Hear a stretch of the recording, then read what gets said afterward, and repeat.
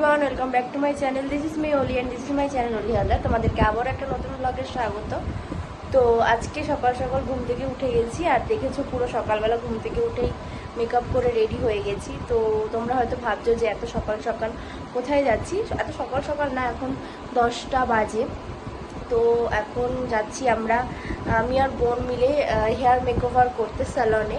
তো এখন অবধি ঠিক করিনি, শুধু হেয়ার কাট করবো আর কালার করবো, বাট কী কালার করবো সেটা ঠিক করিনি, কারণ ওখানে গেলে অন্য চেঞ্জ হয়ে যায় ওদের রিকমেন্ডেশানে।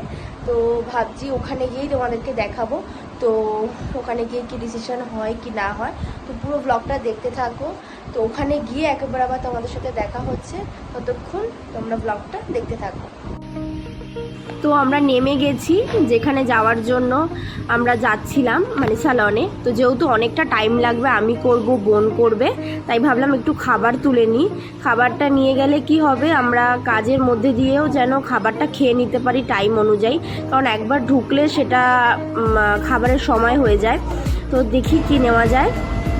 তো মিও মোড় থেকে খাবার নেওয়ার পর আমরা উঠে গেলাম টোটোতে। ট্রেনে করে এসছি, ওটা আর ভিডিও করা হয়নি। তো চলো এবার আমরা একেবারে ওখানে যাই। বাইরে ভীষণই গরম। এই পাশে এত সুন্দর এখানে মানে নার্সারি রয়েছে, দেখে এত ভালো লাগছে। তো চলো গিয়ে দেখা হচ্ছে। তো চলে এসেছি, এই যে একটু মানে যার কাছ থেকে আমি হেয়ার করাই, ও এখনও আসেনি।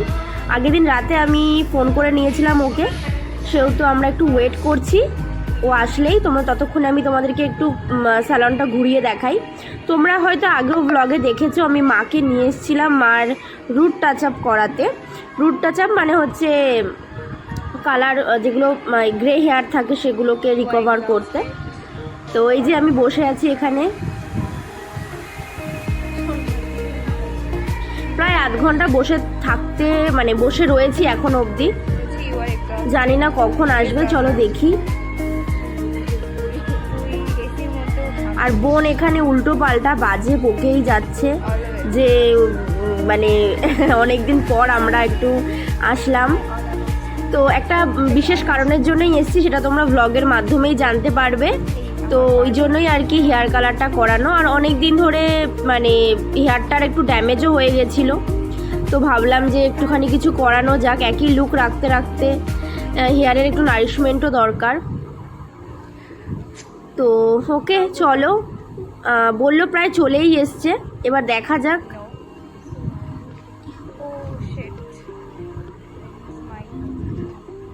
তো ফার্স্টে আমি করব, করে দেন বোন বসবে।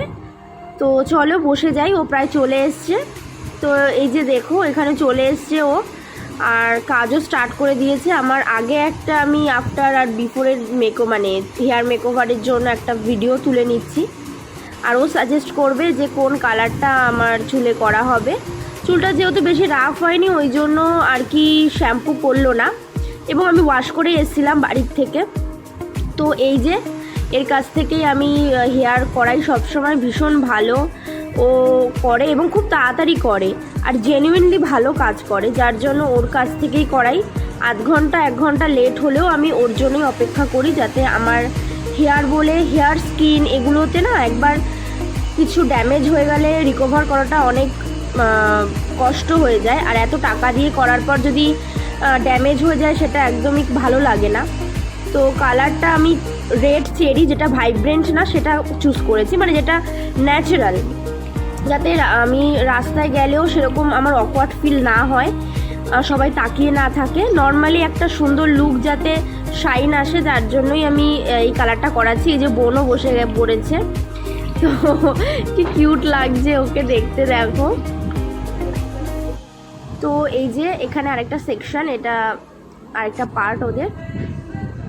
তো হেয়ার কালার হয়ে গেছে, এবার ওগুলোকে রিমুভ করছে।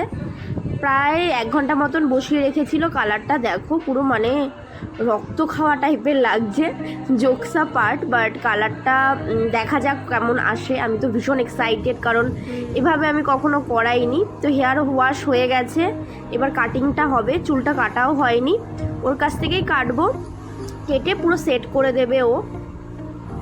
হেয়ারটাকে দেখে নিচ্ছে যে কতটা কি ইয়ে। তো বললো কাল করে দেবে, কালারটা ভালো লাগছে বেশ হেয়ারে। তো আমি তোমাদেরকে দেখাচ্ছি কেমন এসছে কালারটা। ও শাইন স্প্রেটা দিয়ে নিচ্ছে হেয়ারে।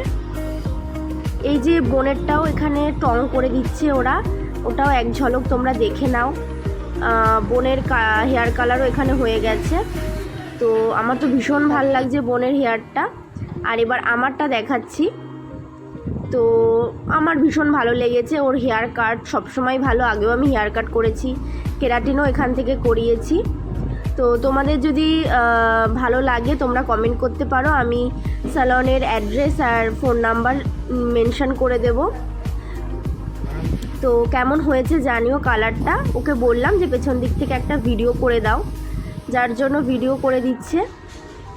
একবার দেখাচ্ছি তোমাদেরকে। ফ্ল্যাশটা অন হয়ে গেছিলো বলে অতটা ভালো বোঝা যাচ্ছে না, বাট তোমরা হয়তো বুঝতে পারছো। আমি ফ্রন্ট ক্যামেরা করে আরেকবার দেখিয়ে দিচ্ছি তোমাদেরকে কেমন এসছে। তো চলো। তো অনেকক্ষণ আগেই বাড়ি চলে এসেছি, এসে আর কি রেস্ট নিচ্ছিলাম ফ্রেশ হয়ে। তারপরে যেহেতু সন্ধে হয়ে গেছে তাই জন্য আর কোনো বাড়িতে লাঞ্চ মানে বাড়ি এসে আর দুপুরে খাইনি। এখন একটুখানি আগে অর্ডার করলাম, বিরিয়ানি অর্ডার করলাম। খুব বিরিয়ানি খেতে ইচ্ছা করছে তাই জন্য। তো ডিনারটা এখন প্রায় 9টা বাজে, 9টা সাড়ে 9টা। ভাবলাম একেবারে ডিনারটা করেই বসি। সকাল থেকে সারাদিন একভাবে বসে থাকতে থাকতে মানে টায়ার্ড হয়ে গেছি একেবারে। তো চলো আমরা খাওয়া দাওয়া করে নিই। আর এর পরের ব্লগটা ভীষণ ইন্টারেস্টিং হতে চলেছে। কি হতে চলেছে সেটা তোমাদের ব্লগের মাধ্যমেই দেখতে পারবে। তো চলো আর বেশি দেরি না করে ব্লগটাকে এন্ড করি। দেখা হচ্ছে নেক্সট ব্লগে। যদি ব্লগটা ভালো লেগে থাকে do like, comment, share and subscribe my channel. দেখা হচ্ছে নেক্সট ব্লগে। টাটা।